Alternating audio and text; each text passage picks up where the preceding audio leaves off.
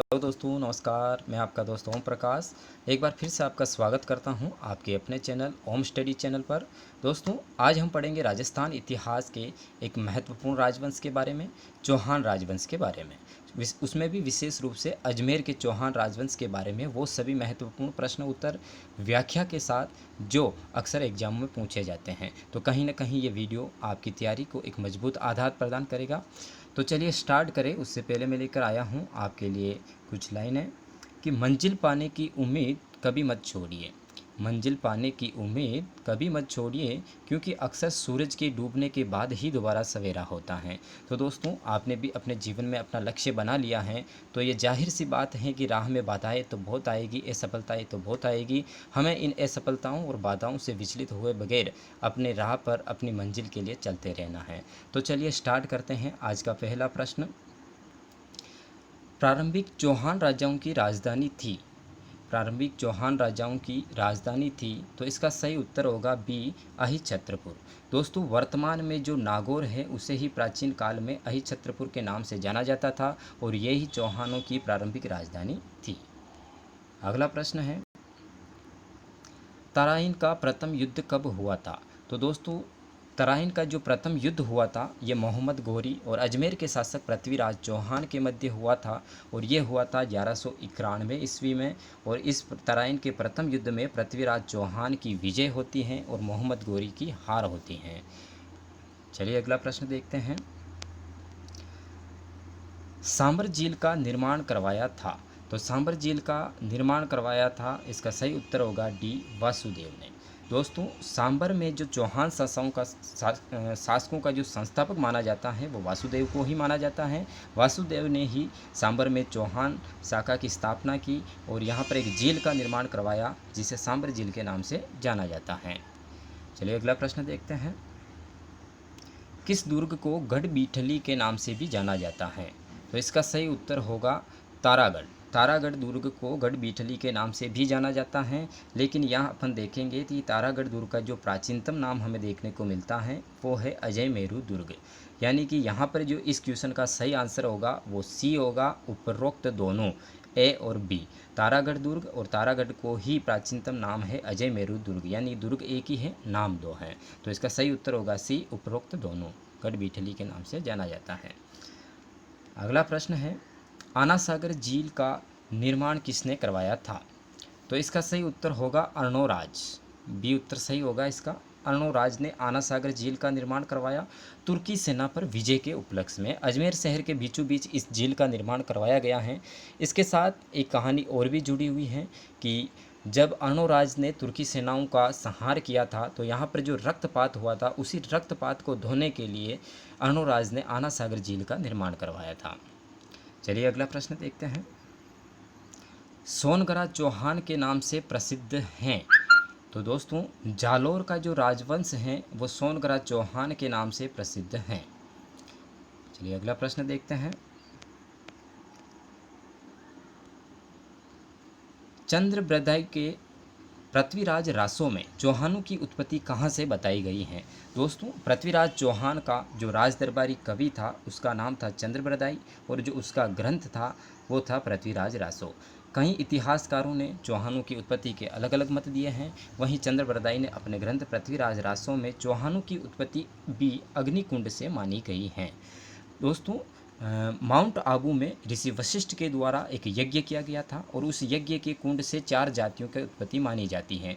उनमें से जो चौथा स्तंभ माना जाता है वो है चौहान राजवंश। इसके अलावा 3 और हैं, प्रतिहार, परमार और चालुक्य, और चौथी आ जाती है चौहान। तो चलिए अगला प्रश्न देखते हैं,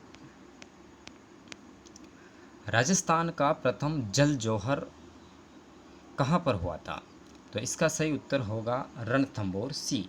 दोस्तों, राजस्थान का जो प्रथम जौहर हुआ था, जल जौहर जो हुआ था वो रणथंभौर में हुआ था। और उस समय रणथंभौर के जो शासक थे वो हमीर देव थे।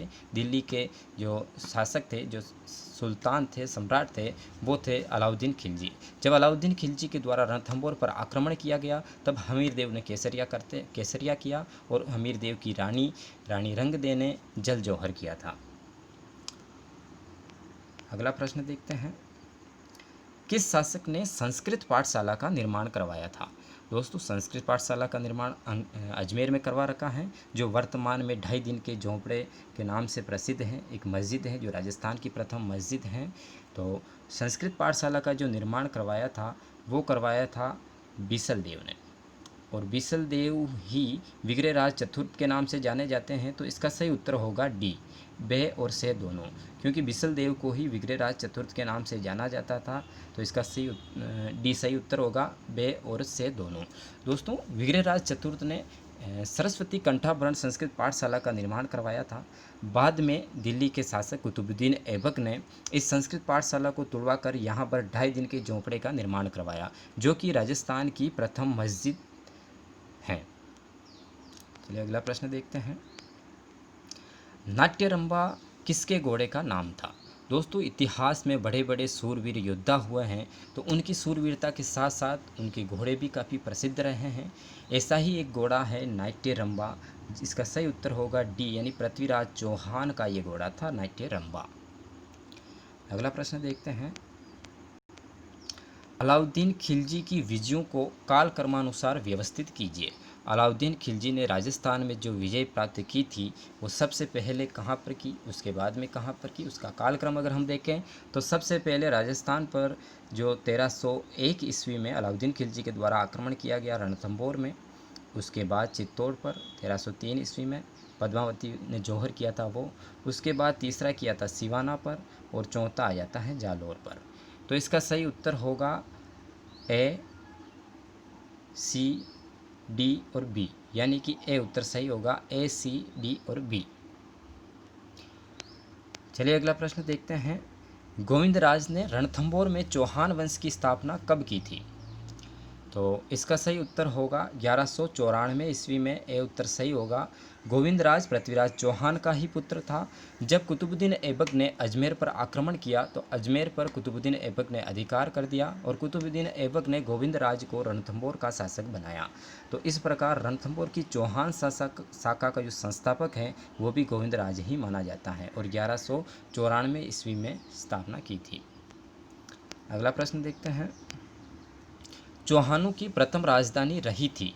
तो इसका सही उत्तर दोस्तों अपन ने पहले भी देखा, इसमें अहिछत्रपुर ऑप्शन में ना होकर नागौर ऑप्शन में आ गया, तो हम नागौर को भी सही मानेंगे, क्योंकि जो उस समय में अहिछत्रपुर जो चौहानों की प्रारंभिक राजधानी हुआ करती थी उसे ही वर्तमान में नागौर के नाम से जाना जाता है। अगला प्रश्न देखते हैं। चंदेलु का युद्ध किनके मध्य हुआ था? तो इसका सही उत्तर होगा बी, पृथ्वीराज चौहान तृतीय तथा परमर्दिदेव चंदेल के बीच में ये युद्ध हुआ था। अगला प्रश्न देखते हैं। किसने कीर्तिपाल को कितु एक महान राजपूत कहकर संबोधित किया था? ये एक नाम दिया गया, एक संबोधन है, कितु एक महान राजपूत। यहाँ से देखेंगे हम इसको, कितु एक महान राजपूत कहकर संबोधित किया था कीर्तिपाल को, लेकिन ये कहा किसने था? तो इसका सही उत्तर होगा सी, नैणसी ने कीर्तिपाल को कितु एक राजपूत के नाम से संबोधित किया था। चलो दोस्तों धन्यवाद। तो आज फिर इतना ही। अगर आपको ये वीडियो अच्छा लगा है तो इस चैनल को सब्सक्राइब जरूर करें, वीडियो को लाइक शेयर और वीडियो पे अपना कॉम्प्लीमेंट जरूर दें कमेंट के द्वारा। तो धन्यवाद।